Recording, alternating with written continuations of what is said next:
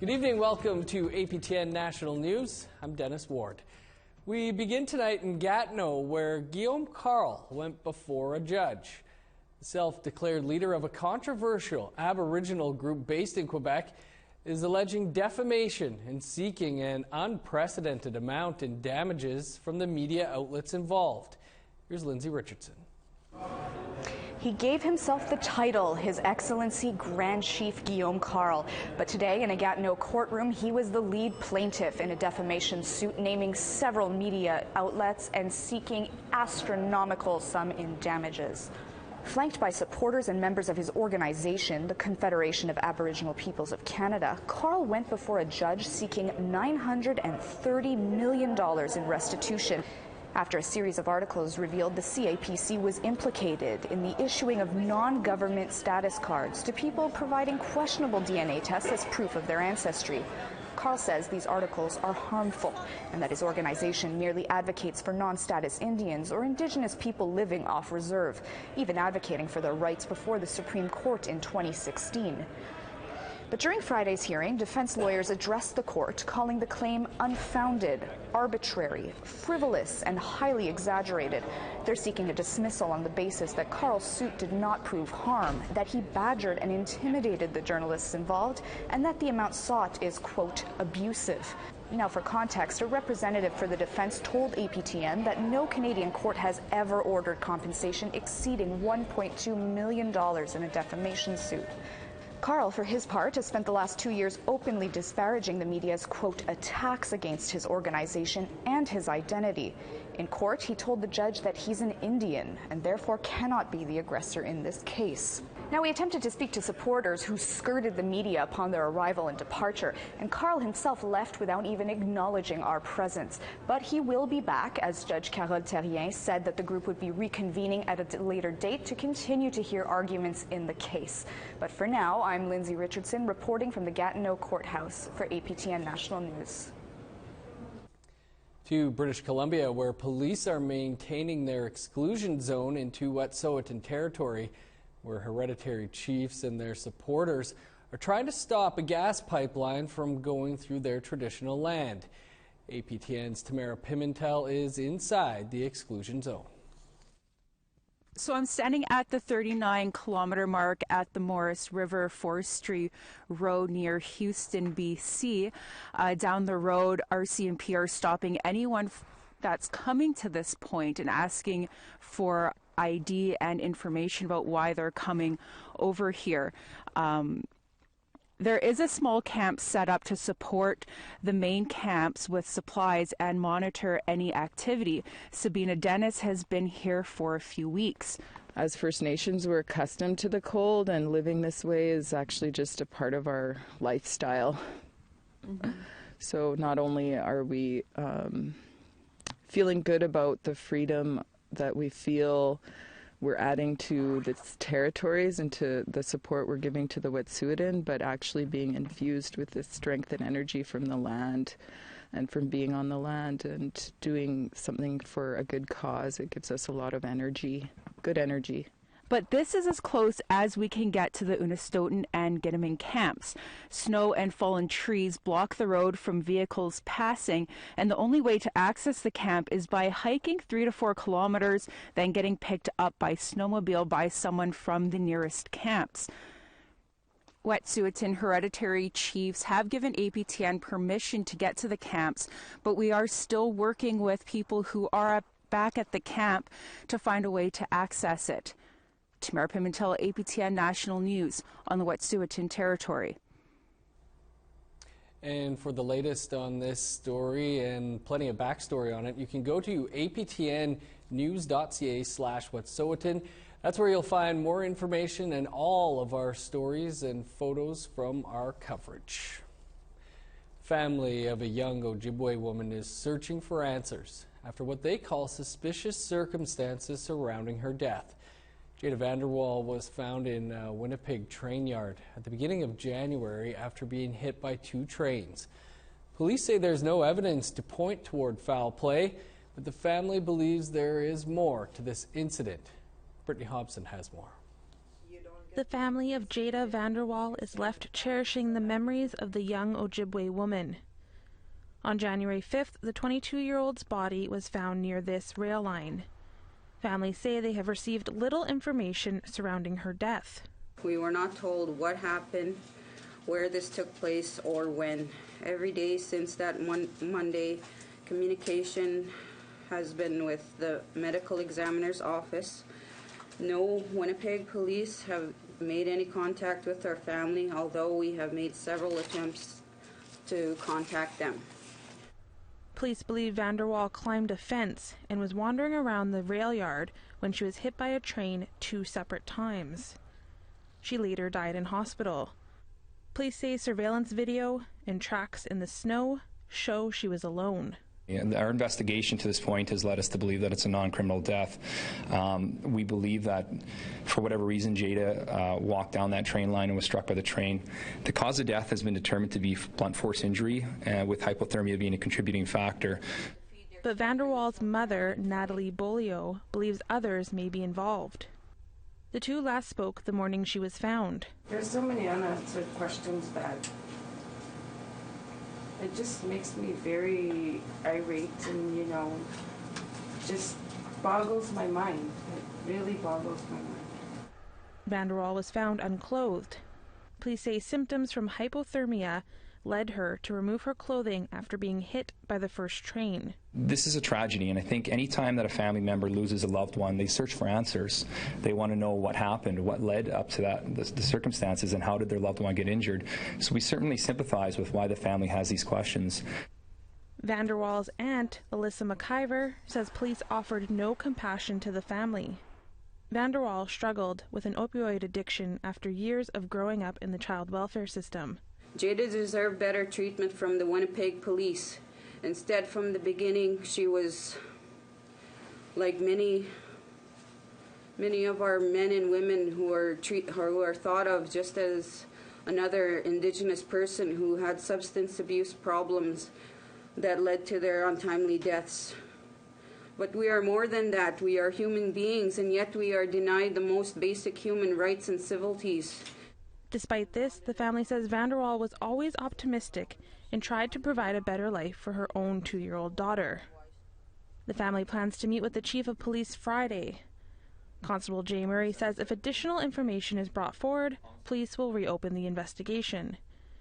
Brittany Hobson, APTN National News, Winnipeg. Saskatchewan health officials say the province is at the height of the flu season and already has seen 5 deaths from influenza, 3 of them elderly patients and 2 working age adults. The chief medical officer of health says both influenza A and B are circulating. About 1/4 of cases in the province are type B. To limit the spread of the virus, he's telling people not to send children to school with flu symptoms or visit long-term care facilities if they may have influenza. He updated the case numbers. We are now peaking in terms of the influenza season. We've had 30 outbreaks in long-term care facility. We've had 16 ICU admissions and 5 deaths. So this is typical of being at the peak of the flu season. We do expect the season to continue, for another 4 to 6 weeks before it starts declining. The chief medical officer says it's still not too late to get the flu shot, which protects against both strains. The best advice is washing your hands and using hand sanitizer, and avoid touching your nose or mouth and then other surfaces. This week has seen some bone-chilling temperatures across the country, and in the north, ground zero for those Arctic winds, it's even colder, and that can be deadly. In the Yukon, where there's already been some close calls with people almost freezing to death, APTN's Chris McIntyre tells us what you need to do to stay alive if you find yourself trapped outside in the cold. Temperatures in the north can easily go below -50, and those temperatures can last for weeks. Since the beginning of the new year, there's been 2 nearly fatal temperature-related incidents in the Yukon. 2 trappers that were stranded on the land for a week after their skidoo broke down, and 3 travelers whose car broke down, so they set their vehicle on fire on the side of the highway to stay warm. Sergeant Rob Moran from the RCMP says it's crucial to plan appropriately when traveling anywhere during these cold times. Somebody who's going out in a secluded area or remote area should certainly, I would say, in these extreme temperatures, plan for the eventuality that they have to actually spend the night. So that means cold weather, sleeping bags, source of heat, obviously the ability to light a fire, and very warm clothing. On top of that, they should advise somebody of where they're going and their expected return time. And it doesn't hurt if they have the ability to take some communications with them, whether that be a satellite communicator or a satellite telephone. Being prepared can make the difference between life and death, and staying warm is the first priority. I don't know of a really good ready-made survival kit that a person could buy, but it's easy to, and relatively inexpensive to put one together. You need a way of collecting firewood, so you need an axe or a large machete, some type of saw. And I would recommend several different methods of lighting a fire, whether that be a lighter, a ferro rod, or at the very least, some good windproof and waterproof matches. The Yukon is still under an extreme cold warning, but temperatures will start warming up to a high of -12 next week. Chris McIntyre, APTN National News, Whitehorse. To the East Coast now, Newfoundland and Labrador's capital is totally shut down today as a massive blizzard hits the city. St. John's has declared a state of emergency, and officials are asking people to stay inside and off the roads. Is closed. Our state of emergency order closed all businesses. We only allow emergency vehicles or vehicles operating in emergency situation to operate on the city streets. Maximum wind gusts are expected to reach up to 150 kilometers per hour along some parts of the coast, creating a bitterly cold wind chill.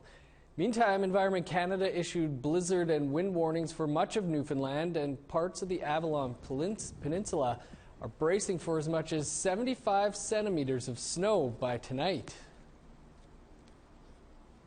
And take a look at this time-lapse video of all that snow falling outside someone's house in St. John's today. It shows several inches of snow accumulating in the doorway over the span of just 2 hours. We won't be complaining about what we've had here in Winnipeg after that. The unthinkable has happened for a drum group on the West Coast as their regalia has been stolen ahead of their performance. Details after the break. Here's a look at Saturday's weather forecast starting on the East Coast. Rain-snow mix and -2 for St. John's. Sunny and 10 below for Halifax. -19 under the sun in Nain. 18 below in Cartwright. Sunny and 12 below for Montreal. -21 in Saguenay. +1 with a rain-snow mix for Toronto. -13 in Ottawa. -3 in Thunder Bay. -10 in Wawa. -24 for Churchill, 20 below with snow for Norway House and God's Lake. Snow and -8 in Winnipeg, -10 for Brandon. -23 for Saskatoon under sunny skies, 24 below for Regina. -29 in Uranium City, 22 below in Meadow Lake.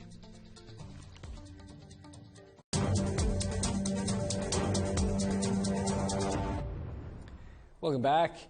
This week, a drum group from northern BC who came to Vancouver had a very unwelcome surprise.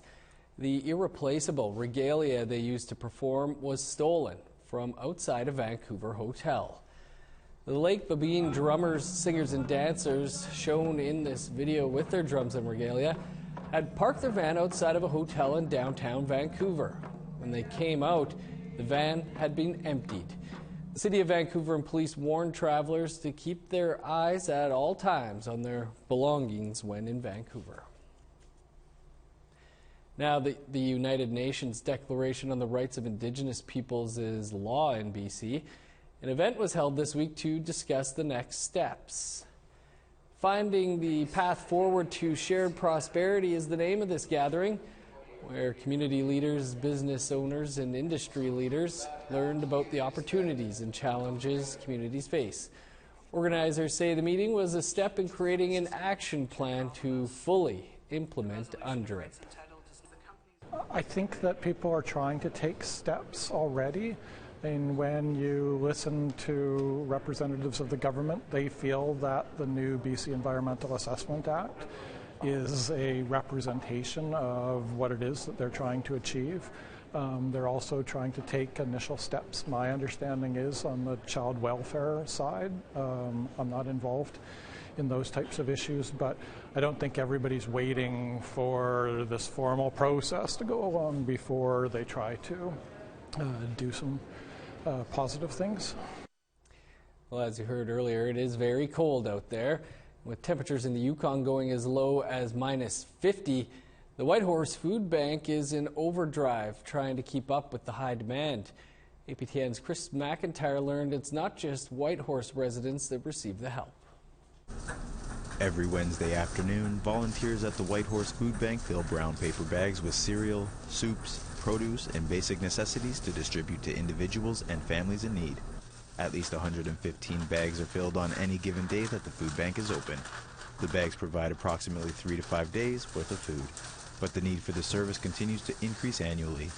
During the winter season, the food bank can see a significant rise in the number of people a month coming in. I know the numbers have steadily been on the rise. I think we saw a 3% increase in users between this year and last year in the food bank. So in busy months, such as December, we saw just over 1,600 people over the course of the month in December who needed to use the food bank.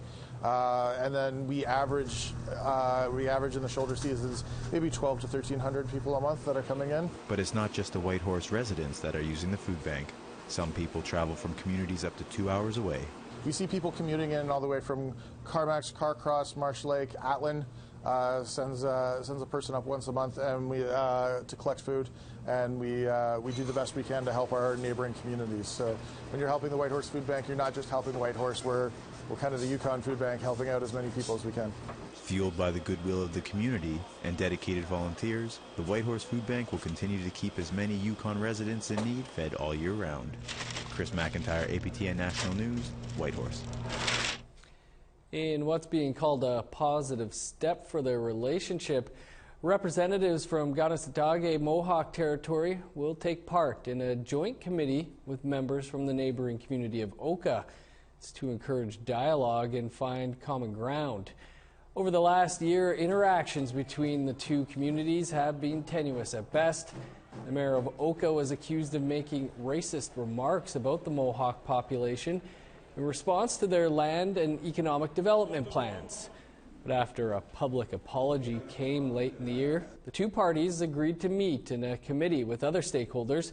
Moving forward, according to the Grand Chief, means acknowledging individual roles. We want to make sure they understand that there are Mohawks in your backyard.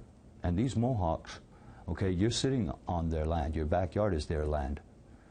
But Constitution applies, international law, treaties, and they need to understand where they fit in all this with us. Rogers Hometown Hockey in Korea on APTN is back for 6 NHL games, the first of which airs this weekend. We'll hear from play-by-play announcer Clarence Iron after the break. Here's a look at the rest of Saturday's weather forecast, picking back up in northern Alberta. Sunny skies and 33 below for high level, minus 29 with snow for Fort McMurray. 24 below under sunny skies for Medicine Hat and Edmonton, minus 19 in Lethbridge. Plus 8 with showers in Victoria, a rain-snow mix, and plus 5 for Vancouver. Snow and minus 27 in Fort Nelson, minus 1 with snow for Prince Rupert. 22 below for Old Crow and Rock River, minus 41 in Dawson, minus 34 for Fort Liard, Trout Lake, and Fort Simpson. Minus 18 and snow for Sax Harbor, flurries, and minus 20 for Paulatuk. Minus 19 in Repulse Bay and Arviette, 20 below for Chesterfield, minus 14 with snow in Resolute, 28 below for Clyde River. Welcome back.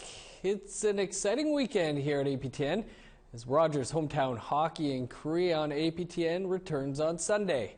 And next Tuesday on Face to Face, play-by-play announcer Clarence Iron will be our guest.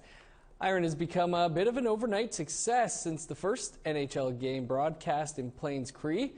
It was a dream come true for Iron, a residential school survivor who admits he's faced many ups and downs. Like, I had a rough life upbringing, yeah, and some I did it to myself. Like, I was roughing it in life, but then I was given a new life. That I was trying to pass that message on, that new life that I was given.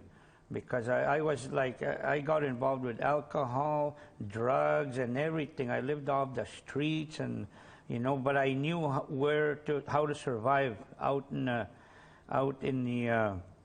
you know, like back home. Yeah, like where I live right now, Pine House. Well, you know, I can live off the land, and also in the city life. I lived in a city as well. But anyways, I've been given a new life, but right now I wouldn't be sitting here. You know, I'd probably be 6 feet under the ground. You know, and whoever is listening there knows me. You know, I was there.